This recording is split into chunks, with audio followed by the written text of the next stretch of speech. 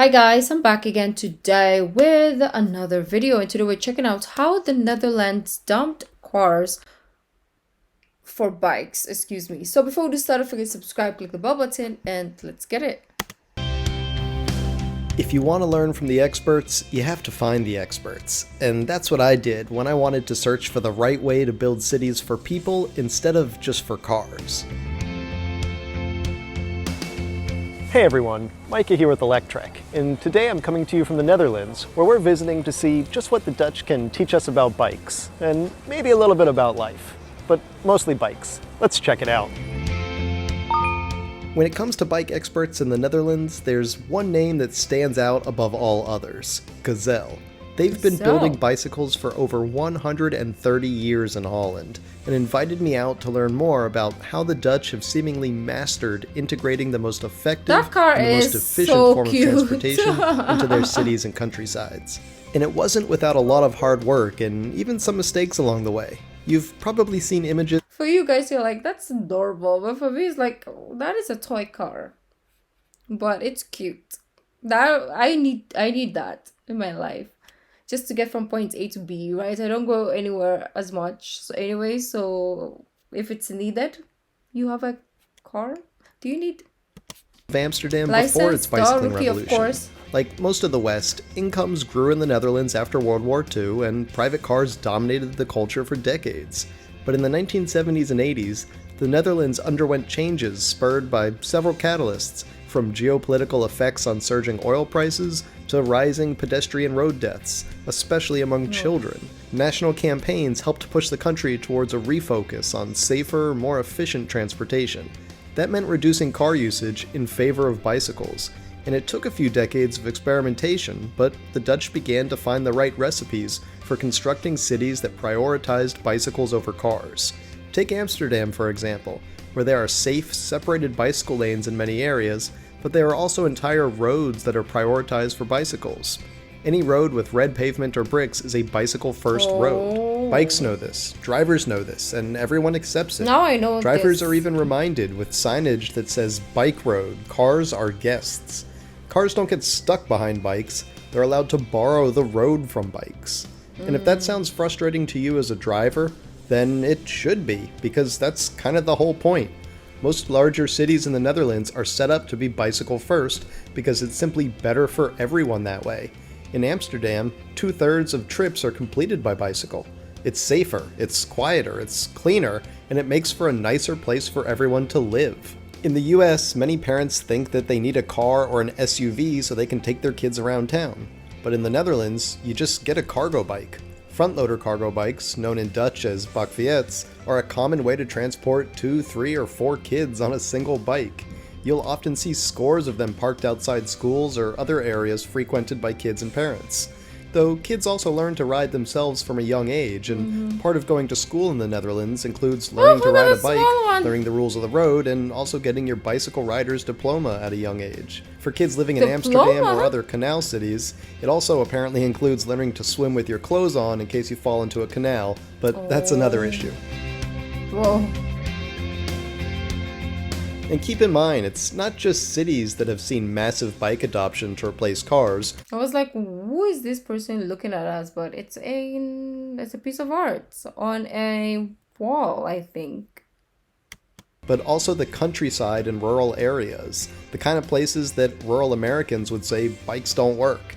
As it turns out, they work great, as I discovered. They just need a little bit of infrastructure. It should work better, actually. And laying down a bike highway is considerably easier, cheaper, and uses a lot less resources than laying down a car highway, even through rural areas.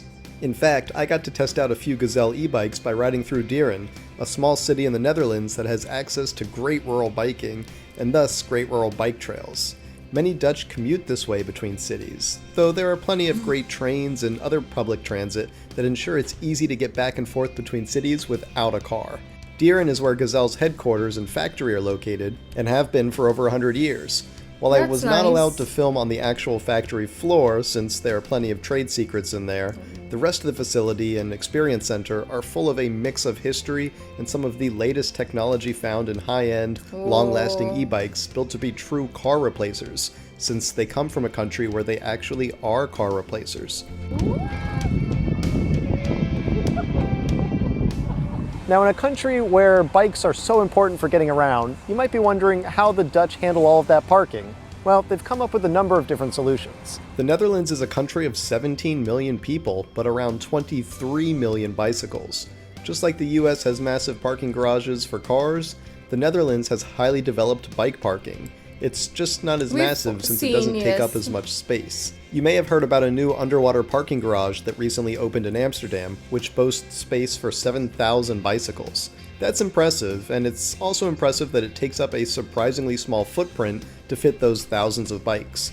But we visited an even higher capacity bike parking garage in Utrecht, one that can hold over 12,000 bicycles and even has a bike highway running through it, so you can ride right up to your spot. Riding through Utrecht was a great chance to experience what it's like to commute like the Dutch, and see how cycling infrastructure experiments continue to evolve around the Netherlands. For example, this street used to have a protective bike lane alongside the cars, but they actually removed it recently as part of an experiment. Instead, now the road is a bike priority road that gets shared. Drivers know this and they act accordingly, providing ample space when they need to pass or otherwise just waiting. It's somewhat counterintuitive that removing protected bike lanes made things better for cyclists, but when you have this level of buy-in, it simply makes more sense to prioritize the most common form of transportation, bikes, especially when that means prioritizing all the other benefits that go along with them. One of the few arguments often touted to be against bike-friendly cities is that they might not be accessible for those with disabilities. But in fact, believe it or not, it even makes it better for those with disabilities, as any place that is more accessible by bike is going to be more accessible by wheeled access like mobility scooters and wheelchairs. In fact, Utrecht was a chance to get my feet wet before the ultimate test of riding in Amsterdam, a city known for thousands of bikes that ebb and flow through the streets like a school of fish, as if all following some unseen conductor. I was a bit intimidated at first, but soon realized that it was easier than I thought. In fact, being outside of a car and being able to see the faces of other riders made it that much easier, as eye contact and subtle gestures pretty much allow everyone to work together, communicate, and funnel in and out of the flow. We can see you almost crushed into people. So I'm sure that everyone seeing our group of journalists as the only people in Amsterdam wearing helmets probably helped the locals give us a bit more space than we deserved. So if you're in a helmet, that means you're a tourist? Here's another great example of bike experimentation with infrastructure. This is a ferry pulling into Amsterdam. It's full of pedestrians, cyclists, motorcyclists, and even a few microcars. They previously tried to paint lines or figure out other ways to guide traffic for each group getting off the ferry, but ultimately they just removed every single guide mark in favor of just letting the crowd figure it out.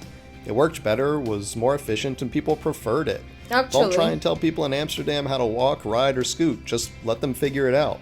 That seems to be the best method. It's the same as those people at the traffic, whatever they're called, right? If there's a traffic light, it works well. But when those people come to do the trafficking, right? Not trafficking, but to do the traffic, it's even worse. Like, how is that possible? How can these people telling cars to move be worse than the freaking traffic lights, right? It's like, I don't understand. So I feel like when people figure things out on their own, like,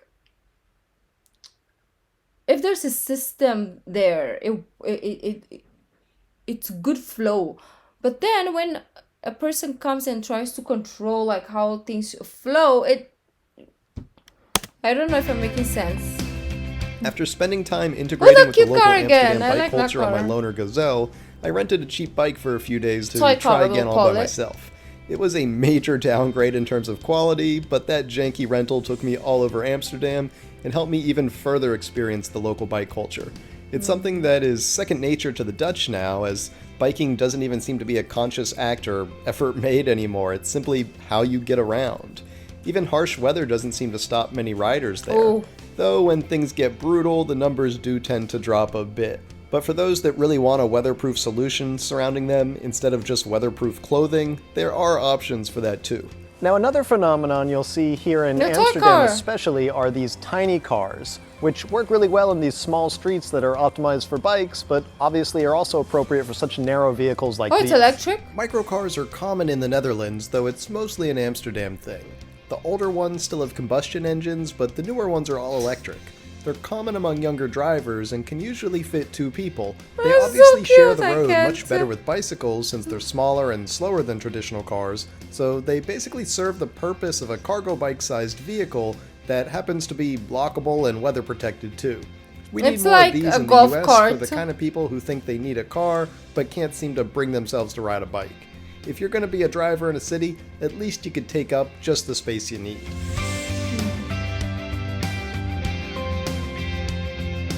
And it's not that cars don't exist or that highways don't exist, there are plenty of each of them in the Netherlands, but they serve a different role, used more for long-range travel instead of commuting around a city. And the amount of emphasis on bikes first has Yeah, truly so helped. it keeps like the city less congested, right? Because if there are cars coming into the city or roaming around the city, it's gonna be full of traffic, pollution, everything's just gonna be so crowded and messy. So it's better if they're used for like long distance travel. They're going outside of the city rather than coming into the city. But yeah, some people do drive in the city, but it's not a lot, right? Just imagine a whole freaking city and then everybody's just coming to the center to come to work, and then they'll go out of the center from work. It's causing traffic. It's just messy in my head. Travel instead of commuting around a city, and the amount of emphasis on bikes first has truly helped shape the country. It's integrated into the culture and the Dutch Ooh. people. It's just a part of the society, and you can see its effects everywhere. From quieter roads in the city to the communal aspect of Dutch people, even the way they look. This might be a touchy subject, but I'll go there. I think I saw one single obese person the entire week I was in the Netherlands. With the average Dutch person cycling so often every day, the entire country is See, simply it works, healthier, yeah. fitter, and frankly more attractive. And this is despite Dutch culture seeming to have quite the penchant for fried and sugary foods. You have a lot of bread.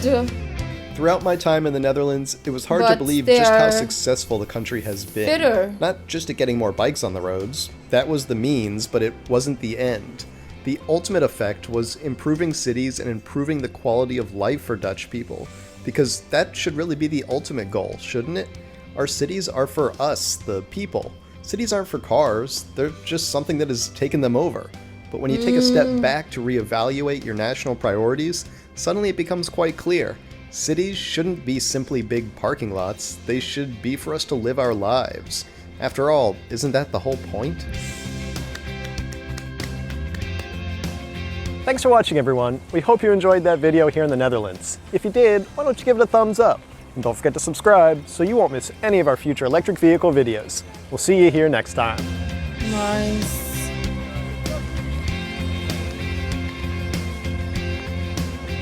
And it feels like the people, like the mentality of the people, even there, like they're, look at them. Some of them are running or jogging, and you're not gonna find that in a lot of places, right? That is car dependent. You might be like, Rookie doesn't connect, but like when you are already wired to like a very active lifestyle, you would seek for adventure and active like life, right? You would want to go walk, you want to go jog, you want to run, you want to work out, you want to just do something, you want to move, right? But if you're in a society where it's lazy, you take the elevator, you go to the grocery and ride those mobility scooters because you don't like to walk, because you're not used to walking, right? Or your city is too big, so you have to ride everywhere. So it doesn't make your mindset active. It makes you lazy, and then it causes obesity, and it's just